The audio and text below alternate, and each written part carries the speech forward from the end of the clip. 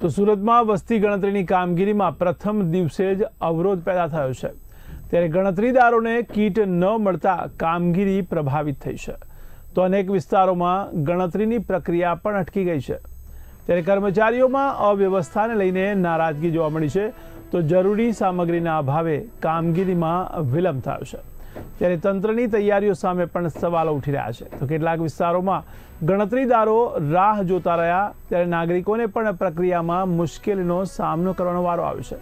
તો તંત્ર દ્વારા સમસ્યા ઉકેલવાના પ્રયાસો શરૂ કરાયા છે, ત્યારે વસ્તી ગણતરીની કામગીરીને ઝડપી બનાવવા માટે કવાયત શરૂ કરવામાં આવી છે. તો કેટલાક વિસ્તારોમાં ગણતરીદારો રાહ જોતા રહ્યા છતાં પણ તેમને કીટ મળી શકી ન હતી, ત્યારે પ્રથમ દિવસે જ અવરોધ પેદા થતાં ગણતરીદારોને કીટ ન મળતા કામગીરી પ્રભાવિત થઈ છે.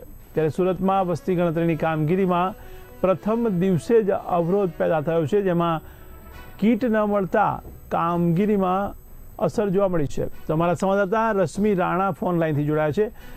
જી રશ્મિ, ત્યારે 1 જૂને આજથી વસ્તી ગણતરીની શરૂઆત થઈ છે, ત્યારે પહેલા જ દિવસે કામગીરીમાં કંઈક અવરોધ જોવા મળ્યો છે, તેને લઈને આપ શું કહેશો? જી, જે પ્રકારે આજે ગુજરાત સહિત સમગ્ર દેશમાં આજે વસ્તી ગણતરીનો પ્રથમ તબક્કાનો પ્રારંભ થઈ ગયો છે, તો સુરતમાં પણ અલગ અલગ વિસ્તારોમાં વસ્તી ગણતરીની કામગીરી શરૂ થઈ ગઈ છે. ત્યારે વસ્તી ગણતરીની કામગીરી દરમિયાન પ્રથમ દિવસે ક્યાંક ને ક્યાંક અવરોધ પણ જોવા મળી રહ્યો છે.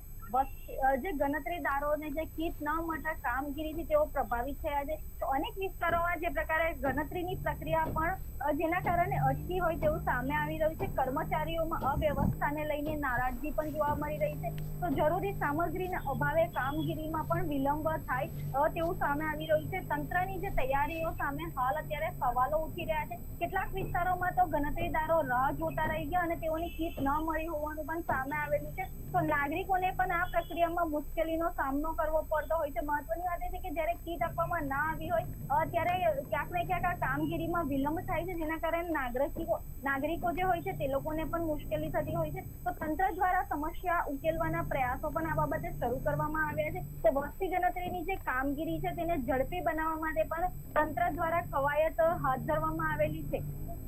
જી, સમગ્ર માહિતી બદલ આપનો આભાર. ત્યારે વસ્તી ગણતરીની કામગીરીમાં પ્રથમ દિવસે જ સુરતમાં અવરોધ જોવા મળ્યો છે. જો કે ગણતરીદારોને કીટ ન મળતા કામગીરી પર અસર થઈ છે, ત્યારે અનેક વિસ્તારોમાં ગણતરીની પ્રક્રિયાઓ અટકી ગઈ છે.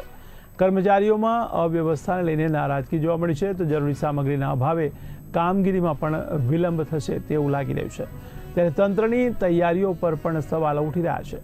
જો કે કેટલાક વિસ્તારોમાં ગણતરીદારો રાહ જોતા જ રહ્યા પણ કીટ પહોંચી ન હતી, ત્યારે નાગરિકોને પણ આ પ્રક્રિયામાં મુશ્કેલીનો સામનો કરવો પડી શકે છે.